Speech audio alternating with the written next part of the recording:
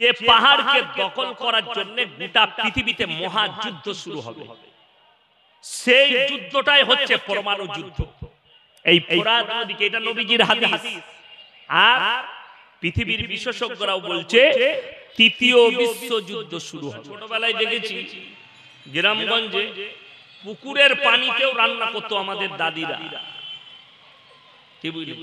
কিয়ামতের আর একটা আলামত শুনেলেন, একটা পুকুর, যতগুলো পৃথিবীতে জল থাকবে একটা জলও দূষণ মুক্ত থাকবে না, সব দূষণ হয়ে যাবে। আপনি এখন পুকুরগুলো, গ্রামগঞ্জের পুকুরগুলো দেখেন, একটা পুকুরেও আর মানুষ স্নান করে না, একটা পুকুরও মানুষ আর থালাবাটি ধোয় না, একটা পুকুরও আর মানুষ ইউজ করে না। কেন? সেগুলো সব নোংরার আবর্জনায় ভরে গেছে। এটা দুনিয়া শেষ হবার একটা আলামত। নবীজি সাল্লাল্লাহু আলাইহি সাল্লাম বলেছেন যে পৃথিবীর পানিগুলো দূষণ হতে লাগবে, তখন এমন একটা যুগ আসবে, বিশেষজ্ঞরা বলছে পৃথিবীতে পানির অভাব হবে। আল্লাহর নবীর হাদিস শুনেলেন, পৃথিবীর তৃতীয় বিশ্বযুদ্ধ শুরু হবার হাদিসে একটা প্রমাণ আছে যে পৃথিবীতে একটা মহাযুদ্ধ ঘটবে গোটা পৃথিবী জুড়ে। সবারই নজর আছে সেই জায়গাটার উপরে। সেই জায়গাটা, সেই নদীটার নাম হচ্ছে ফোরাত নদী, যেটা হাদিসে এসেছে। অনেকজন জানেন না, ফোরাত জান্নাতের একটা নদী হবে। ফোরাত জান্নাতের একটা নদী। এই ফোরাত নদী শুকাতে শুরু করবে, নবী সাল্লাল্লাহু আলাইহি সাল্লামের হাদিস। তার ভেতর থেকে, ফোরাত নদীর মধ্যখান থেকে একটা সোনার পাহাড় বেরিয়ে আসবে, যে পাহাড়কে দখল করার জন্য গোটা পৃথিবীতে মহাযুদ্ধ শুরু হবে। সেই যুদ্ধটাই হচ্ছে পরমাণু যুদ্ধ। এই ফোরাত নদীকে, এটা নবীজির হাদিস, আর পৃথিবীর বিশেষজ্ঞরাও বলছে তৃতীয় বিশ্বযুদ্ধ শুরু হবে। ফোরাত হচ্ছে একটা জান্নাতের নদী, দুনিয়াতেও আছে, জান্নাতেও থাকবে। আর নবীজির হাদিস, এই নদী শুকাতে শুরু করবে, তার মধ্যখান থেকে ডাইরেক্ট সোনার পাহাড় বেরিয়ে আসবে, আর সেটা নিয়ে যুদ্ধ শুরু হবে। আপনাদের মনে হবে ইসরায়েল তো একটা ছোট পাড়া দেশ, 60 লাখ ইহুদি আছে ইসরায়েলে, 60 লাখ। পৃথিবীতে 48টা মুসলিম রাষ্ট্র আছে। আপনারা যদি বলেন এরা কি করছে, গোটা পৃথিবীকে গ্রাস করে রেখেছে। এই মাইক্রোফোন ব্যবহার করছে, এটাও ইসরায়েলের প্রোডাক্ট। পকেটে আমার যে মোবাইল আছে, তাদের যে যতগুলো পানীয় জাতীয় জিনিস খাচ্ছেন সব তাদের। অনেকে জানে না, হিন্দু মুসলিম সব ভাই শুনে যান। আমাদের ভারতবর্ষে কিছু লোক বলছে যে একটার বেশি বাচ্চা নিলে জায়গা হবে না। এই আইনটা আর এই ধরনের সম্প্রচার আর প্রচারটা, এটা ভারত সরকারের নয়, এটা আমেরিকা সরকারের নয়, এটা অস্ট্রেলিয়া সরকারের নয়, এটা চাইনার নয়, এটা হচ্ছে ইসরায়েলের একটা বড় কি ধান্দা। তারা বলছে ছোট পরিবার করো, সুখী পরিবার হবে। অথচ অনেকে জানে না, ইসরায়েলের একটা মানুষ 5টা 7টা করে বাচ্চা নেয়, 8টা করে পর্যন্ত বাচ্চা আছে, 10টা পর্যন্ত বাচ্চা আছে। তারা বলছে তোমরা সিজার করে বাচ্চা নাও। ইসরায়েলিরা, তাদের ডাক্তাররা, তাদের বিশেষজ্ঞরা বললে সিজারের বাচ্চা বুদ্ধিজীবী হয়। অথচ তাদের 90% 95% সিজার হয় না, 95% নরমালে বাচ্চা। একটা জিনিস অবাক হবে, আপনি যে কোনো ডাক্তার বাবুকে, শিক্ষিত ছেলেকে, লোককে জিজ্ঞেস করুন, তারা বলবে এটা আধুনিকের যুগ, আপনারা তো পুরনো যুগের মৌলবি। এটা এখন মডেলিং এর যুগ, এখন সিজার করেই বাচ্চা নিতে হবে। এখন মডেলিং এর যুগ এসছে, মেশিন পত্র এসছে। তো ছাগলটা তো আর পুরনো যুগে নাই, সেও তো মডেলিং এর যুগে আছে। কথাটা বুঝতে পেরেছেন না? পারেননি? ছাগল কোথায় আছে? পুরনো যুগে আছে না এখনকার যুগে? এখনকার যুগে আছে। গরু মডেলিং এর যুগে। আচ্ছা, গরু ছাগলকে সিজার করতে হয়? তখনও হতো না, এখনো হয় না। তাহলে ধোঁকা কেউ কোথাও দিচ্ছে, প্রতারণা কেউ কোথাও করছে। শুনেলেন আল্লাহর নবী সাল্লাল্লাহু আলাইহি সাল্লামের হাদিস, পৃথিবীর কিয়ামতের পূর্বে পৃথিবীতে হারাম আওলাদে ভরে যাবে, অবৈধ সন্তানে ভরে যাবে, অবৈধ সন্তানে ভরে যাবে। বিবাহ হবে না, সন্তান জন্মগ্রহণ করবে। কিয়ামতের আলামত কি? হারাম আওলাদে ভরে যাবে। এখন বলে দিই, বেঈমান কাফেররা আমাদের দেশে তারা জিনা করাচ্ছে, পাপ করাচ্ছে, নামটা খালি পাল্টি দিয়েছে। আমাদের দেশে হিন্দু মুসলিম সমস্ত ধর্মের, দুটো ধর্মের লোক বেশি আছে এই ভারতে। এক নম্বরে হিন্দু ধর্ম, দ্বিতীয় নম্বরে মুসলিম ধর্ম এই ভারতে বেশি আছে। এই দুটো ধর্মের লোকই নিজেদের ধর্ম থেকে সরে গেছে। কেউ নিজের ধর্মকে পালন করে না। যদি বলেন কেমন করে, তাইলে যদি আপনার এলাকায় কোনো হিন্দু ভালো পণ্ডিত ভাই থাকেন, তাকে জিজ্ঞেস করবেন যে হিন্দু শাস্ত্রে 1 জানুয়ারি পালন আছে, 25শে ডিসেম্বর পালন আছে, জিজ্ঞেস করবেন। যদি বলে আছে, এই চৈতন্যপুরে এসে তার জুতোর মালাটা আমি পড়ে যাব বাইক ক্যামেরা চালিয়ে, যদি দেখাতে পারে। না ইসলামে আছে, না হিন্দু ভাইদের ধর্মে আছে, সনাতন ধর্মে। এটা ইহুদি, নাসারা, খ্রিস্টানদের আখলাক আর চরিত্র। তারা নাম দিয়েছে রিলেশনশিপ। রিলেশনশিপ মানে একসঙ্গে নারী আর পুরুষ থাকবে, বিবাহের প্রয়োজন নাই। এখন যে চরিত্রটা আর্টিস্টদের আছে, আর্টিস্টদের, আমি বললে আমি কারো নাম নেব না, কিন্তু আর্টিস্টদের আর প্লেয়ারদের মধ্যে আছে যাদের ভক্ত বেশি আমাদের যুবকরা, তারা হচ্ছে চরিত্রহীন। সেই আর্টিস্টরা হচ্ছে চরিত্রহীন। তাদের চরিত্রগুলো খুলে দেখো, না তাদের ধর্মের ঠিক আছে, না তাদের জাতপাতের ঠিক আছে। আমি কাউকে টার্গেট করে কারো নাম নিয়ে বলি, আপনারা খোঁজ নিয়ে নিবেন, খোঁজ নিয়ে নিবেন। আমি একটা নাম করে দিচ্ছি, আমির খান। সে মুসলিম না অমুসলিম? কথা বলেন।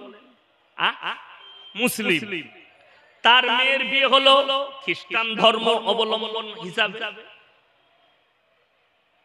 কথাটা বুঝতে পেরেছেন না? পারেন তো এই কোন ধর্ম মানে মানে একে যদি কেউ মুসলমান বলে, তারা বলবে আমি আমার মতো মৌলবি আল্লাহর কসম করে বলছি মুসলমান নয়, মুসলমান নয়।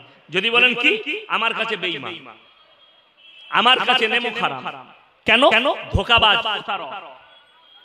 ইসলামে ধোঁকা নাই, প্রতারণা নাই, প্রবঞ্চনা নাই, পরিষ্কার পরিচ্ছন্ন, সুন্দর এবং উদারতায় পরিপূর্ণ হয়ে আছে। আজকে সমাজে যেটা এসেছে, ভারতে আপনারা মনে করছেন সুপ্রিম কোর্টে আর পার্লামেন্টে একটা বিল পাস হয়ে গেল, মুসলমান হোক হিন্দু হোক তাদের উন্নয়ন হবে? আল্লাহর কসম করে বলছি, এমন কিছু আইন পাস হয়েছে, ভারত সরকার পাস করিয়েছে, গোটা সমাজ ব্যবস্থা ধ্বংসের পথে যাচ্ছে। তার একটা প্রুফ দিয়ে যায়, পরকীয়াকে লিগ্যাল করেছে ভারত সরকার। পরকীয়া লিগ্যাল মানে যে যা পারবি তার বউয়ের সাথে সুগা, কোনো অসুবিধা নেই। এটা আমি চ্যালেঞ্জ দিয়ে বললাম। আপনাদের এখানে থানার নাম কি? সুতাহাটা থানা। কেউ যদি সকাল বেলায় গিয়ে থানায় অভিযোগ করে আমার বউ অমুকের বিছানায় শুয়েছিল, তার পাছাটা ফাটিয়ে দিই, চল এখান থেকে যা, সে যা করেছে ঠিক করে যাও, ওকে নিয়ে চলবি, যা করবি কর। কেন? পরকীয়াকে লিগ্যাল করে দেয়া হয়েছে, সমাজ ব্যবস্থা ভেঙে যাবে। মোবাইল যাদের আছে খুলবেন, ভারতবর্ষে সুপ্রিম কোর্ট রায় দিয়ে দিয়েছে সমকামী লিগ্যাল আছে। ইসলামী শরীয়তে সমকামী হারাম। এবং একটা জাতিকে কোরআনে আছে আল্লাহ পরিপূর্ণভাবে ধ্বংস করে দিয়েছিলেন, সেই জাতির নাম হচ্ছে লূত নবীর কওম। আল্লাহ ধ্বংস করেছিলেন খালি এই পাপের কারণে। কি পাপ? সমকামীর কারণে আল্লাহ ধ্বংস করেছিলেন। চলুন, লিগ্যাল হয়েছে, ক্ষতি কতটা হয়েছে বলে দিই। উত্তর 24 পরগনা বনগাঁ থানা, দুটোই হিন্দু পরিবারের মেয়ে, কোন এক মন্দিরে গিয়ে তারা বিবাহ করেছে একে অপরের সামনে। দুটোই মেয়ে, দুটো পরিবারের মাথায় ভাঁজ। আমি বলে যাচ্ছি, যাদের কাছে আমার আওয়াজ পৌঁছাচ্ছে, সে হিন্দু হোক আর মুসলিম হোক, যারা সমকামী আছেন, যে যুবক যুবতীরা, ভেবে দেখো, তোমাদিকে যদি একটা দেশ দিয়ে দেওয়া হয়, একটা দ্বীপ দেওয়া হয় যে এই দ্বীপের মধ্যে যতগুলো সমকামী আছে তাদেরকে ভরে দাও, 10 থেকে 20 বছরের ভেতরে এদের বংশ বিস্তার শেষ হয়ে যাবে, এরা নিস্তের নাবুদ হয়ে যাবে। কেন? মেয়েতে মেয়েতে বিয়ে করলে তার কখনো বংশ বিস্তার হবে না। বংশ বিস্তার হবে? বংশ বিস্তার হবে না। পুরুষে পুরুষে বিয়ে করলে বংশ বিস্তার হবে না। ওই জন্য আমার মুসলমান ভাই, আমি আপনাদেরকে অনুরোধ করে যাচ্ছি, রমজানুল মুবারকের মাস, এই মাস হচ্ছে কামানোর মাস। ইস্তেগফার করুন, আল্লাহর কাছে কাঁদুন, আল্লাহ আমার থেকে বড় অপরাধী কেউ নেই, আমার থেকে বড় পাপী কেউ নেই, আল্লাহ আমাকে ক্ষমা করে দাও, আল্লাহ আমাকে ক্ষমা করে দাও, আল্লাহ আমাকে হেফাজত করো, সমস্ত রকমের দুনিয়ার পাপ থেকে আমাকে মুক্ত করো। আল্লাহর কাছে কাঁদুন, আল্লাহ একমাত্র আপনাকে হেফাজত করনে ওয়ালা। পৃথিবীর কল্যাণ অকল্যাণ সমস্ত কিছু আল্লাহর কাছে, সব কিছু আল্লাহর হাতে। আপনি কি ভাবছেন সমুদ্র এত দূরে, চৈতন্যপুরে আপনার সুনামি আসবে না? আমার আল্লাহ যদি ইচ্ছা করে দীঘার প্রথম ঢেউটা তুলে নিয়ে এসে চৈতন্যপুরে ঢুকিয়ে গুটিয়ে ঢুকিয়ে দিতে পারে, পারে না? পারে। আমার আল্লাহ সে ক্ষমতা আছে, সেকেন্ডের মধ্যে পৃথিবী ধ্বংস হয়ে যাবে, আপনি অনুভবই করতে পারবেন না। আল্লাহ কোরআনে একাধিকবার দলিল দিয়েছেন, একাধিক জাতিকে ধ্বংস করে আর প্রমাণ দিয়েছেন। কোরআন খুলেন, যারা অহংকার করেছে, 9 পারা প্রথম পৃষ্ঠা, قال الملأ الذين استكبروا من قومه لئن اتبعتم شيبا انكم اذا لخاسرون। হে আমার নবী, শোয়েব নবীর কওমের বেঈমান কাফেররা তারা বললে যদি শোয়েবকে নবী বলে বিশ্বাস করো, তার আল্লাহকে বিশ্বাস করো, তো তোমাদেরকে ধ্বংস করা হবে, হত্যা করা হবে। আল্লাহ বললেন, হে নবী আপনি কি দেখেননি আমি শোয়েব নবীর কওমকে এমন ভাবে ধ্বংস করেছি, সেই জায়গাটা দেখে মনে হয়নি এখানে কোনো জনবসতি ছিল, আমি খেলার মাঠের মতো করে দিয়েছি। জোরে বলুন সুবহানাল্লাহ। খেলার মাঠ, খেলার মাঠের মতো করে দিয়েছি, আপনি অনুভবও করতে পারবেন না। সবাই একবার দরুদ শরীফ পড়ি, আল্লাহুম্মা।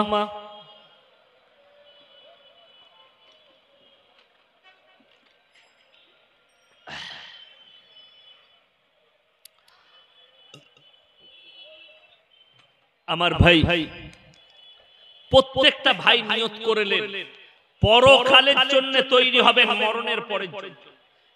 পৃথিবীতে যতগুলো সত্য আছে তার মধ্যে সব থেকে বড় সত্য, যেটা পৃথিবীর কোন ধর্মের মানুষ অস্বীকার করতে পারবে না, সেটার নাম হচ্ছে মৃত্যু। কথাটা বুঝাতে পারলাম? আচ্ছা, কোন ধর্মের মানুষ অস্বীকার করতে পারবে? কেউ বলতে পারবে আমি মরবো না? তাকে নিয়ে আসুন, সে যে ধর্মেরই হোক, তাকে আমার সামনে নিয়ে আসুন, সে বলবে আমি মরবো না, আমি চিরজীবন বেঁচে থাকবো, সেই লোক নিয়ে আসুন। আপনাকে বলে দিই, যারা মোবাইল ঘাঁটে, খবর বেতার দেখে, 2012 সালে লন্ডনের একজন পপ বৈজ্ঞানিক তিনি বলে দিয়েছিলেন পৃথিবীটা 72 ঘন্টার মধ্যে ধ্বংস হবে। বলেছিল না? বলেন। 2012 সালের ঘটনা এটা। তখন কিন্তু এত মোবাইলের যুগ ছিল না, 2012 সালে এত সোশ্যাল মিডিয়া ছিল না। তিনি বলেছিলেন, তো সেই যুগে আমি বলেছিলাম, যে বলেছে 72 ঘন্টায় পৃথিবী ধ্বংস হবে, সে 72 কেজি গাঁজা খেয়ে বলেছে। আজও কিন্তু পৃথিবী ধ্বংস হয়নি, হয়েছে? হয়েছে না? আছে, আছে। এর কিন্তু দলিল আছে কোরআনে। আল্লাহ 5টা জিনিসকে গোপন করেছেন পৃথিবীর মানুষের কাছে। কটা বললাম? 5টা। 1 নম্বর, ইন্নাল্লাহা ইনদাহু ইলমুস সাআ ওয়া ইউনাজ্জিলুল গায়থা ওয়া ইয়ালামু মা ফিল আরহাম ওয়া মা তাদরি নাফসুম মাযা তাকসিবু গাদা ওয়া মা তাদরি নাফসুম বিআইয়ি আরদিন তামুত ইন্নাল্লাহা আলিমুন খবীর। এটা কোরআন। ইন্নাল্লাহা ইনদাহু ইলমুস সাআ, কিয়ামত কবে হবে আমি আল্লাহ ছাড়া পৃথিবীর কেউ জানে না। এমন কি কোন নবী পয়গম্বরকেও আল্লাহ জানান। তার দলিল কি আছে? আল্লাহর হাবিব সাল্লাল্লাহু আলাইহি সাল্লামকে বেঈমান কাফেররা একাধিকবার প্রশ্ন করেছেন এই পৃথিবীর ধ্বংসের ব্যাপারে। ইয়া রাসূলুল্লাহ, আপনি বলুন পৃথিবীটা কখন ধ্বংস হবে? হে আল্লাহর নবী, আপনি মানুষকে বলছেন কিয়ামত হবে, পৃথিবী ধ্বংস হবে, আপনি এখনো লোক পাবেন। এখনো কিছু লোক আছে যারা ধর্মে বিশ্বাসী নয়, তারা বলবে ধর্মিক দিকে বলে, তোরা যে বললি পৃথিবী ধ্বংস হবে, শেষ হবে, কখনো বলে না? বলেন। তার জ্বলন্ত প্রমাণ একটাই যে পৃথিবী ধ্বংস হবার জ্বলন্ত প্রমাণ মানুষ মরে যাওয়া, তাই না? এরপর কেউ কেউ বলবে না না, এটা দুনিয়ার নিজাম, যারাই মরে যায় তারাই চলে আসে। আচ্ছা, এরকম একটা লোক নিয়ে আসুন তো যে মরে যাওয়ার পরে আবার জন্মাইছে, সে বলে দিবে যে আমি চৈতন্যপুর বাজারে অমুক দোকানে ফুচকা খেতাম। কথাটা বুঝতে পেরেছেন না? জন্মানোর পরে 5 বছর বয়স হবে, তো সে তখন কথা বলতে শিখবে। সে বলবে আমি আগের জন্মে কুকুর ছিলাম, আগের জন্মে আমি ডাক্তার ছিলাম। এরকম একটা লোক বার করুন, সে তার পরিচয় দিবে আগের জন্মে। না, কোরআনে আছে এটার পরে আর দুনিয়া নাই। কোরআন খুলেন, ওয়ামাল হায়াতুদ দুনিয়া ইল্লা মাতাউল গুরুর, এই দুনিয়াটা তোমাদের জন্য সম্পূর্ণ ধোঁকা। যদি বলেন দুনিয়ায় মানুষকে আল্লাহ পাঠালো কিসের জন্য পাঠিয়েছে? একটাই কাজের জন্য, পরীক্ষা করার জন্য। আইয়ুকুম আহসানু আমালা, তোমাদের মধ্যে থেকে ভালো আমল কে করে নিয়ে আসবে। আমি যে একটা দুনিয়া দিলাম, আমি যে একটা জীবন দিলাম, সেই জীবনটা তুমি কিভাবে অতিবাহিত করবে? তোমাকে যে আমি একটা ভালো জায়গা দেব, তোমার রূহকে, তোমার নফসকে, তোমাকে, তার বদৌলতে তুমি কি কামিয়ে নিয়ে এসেছো, কি করে নিয়ে এসেছো সেটা বলো। আপনি মান আমিলা সালিহান ফালিনাফসি ওয়া মান আসাআ ফাআলাইহি, যে বা যাহারা ভালো কাজ করবে তারা ভালো পাবে, যে বা যাহারা মন্দ কাজ করবে তারা মন্দ পাবে। তাদের জন্য মন্দ রাখা আছে, যারা ভালো কাজ করবে তাদের জন্য ভালো রাখা আছে। এটা ইসলাম, এটা কোরআন। আপনি চলুন। আল্লাহর হাবিব সাল্লাল্লাহু আলাইহি সাল্লামকে বেঈমান কাফেররা জিজ্ঞেস করেছে, ইয়াসআলু আইয়ানা ইয়াউমুল কিয়ামাহ, কিয়ামতটা কবে হবে, ধ্বংস কবে হবে পৃথিবী? হে আল্লাহর নবী, আপনি ধ্বংসের কথা বললেন, কখন ধ্বংস? আমার আল্লাহ রাব্বুল আলামিন কোরআনে বললেন, ফাইদা বারিকাল বাসার ওয়া খাসাফাল কামার ওয়া জুমিয়াশ শামসু ওয়াল কামার ইয়াকুলুল ইনসানু ইয়াওমাইদিন আইনাল মাফার কাল্লা লা ওয়াজার ইলা রাব্বিকা ইয়াওমাইদিনিল মুস্তাকার। ফাইদা বারিকাল বাসার, সেদিনে চোখগুলো তোমাদের স্থির হয়ে দাঁড়িয়ে যাবে, যেদিনে চন্দ্রকে আলোহীন করে দেয়া হবে। ওয়া জুমিয়াশ শামসু ওয়াল কামার, চাঁদ আর সূর্যকে একটা রাস্তায় টক্কর খাওয়ানো হবে। ইয়াকুলুল ইনসানু ইয়াওমাইদিন আইনাল মাফার, মানুষ সেদিনে বলবে কোথায় পালালে বাঁচি। কাল্লা লা ওয়াজার ইলা রাব্বিকা ইয়াওমাইদিনিল মুস্তাকার, নিজের আল্লাহর কাছে, রবের কাছে দণ্ডায়মান ছাড়া বিকল্প কোনো রাস্তাই থাকবে না। ওয়ায়ুনাজ্জিলুল গায়তা ওয়া ইয়ালামু মা ফিল আরহাম, মায়ের গর্ভে বেটা আছে না বিটি বিকলাঙ্গ না কালো খোড়া আছে না ভালো আছে, আমি আল্লাহ ছাড়া পৃথিবীর কেউ জানে না। কোরআন, মায়ের গর্ভে কি সন্তান আছে, ন্যাংড়া হবে না লুলা হবে না সুস্থ হবে না সবল হবে, আমি আল্লাহ ছাড়া পৃথিবীর কেউ জানে না। এটাই হচ্ছে আল্লাহর নীলা খেলা, এটাই হচ্ছে আল্লাহর শক্তি।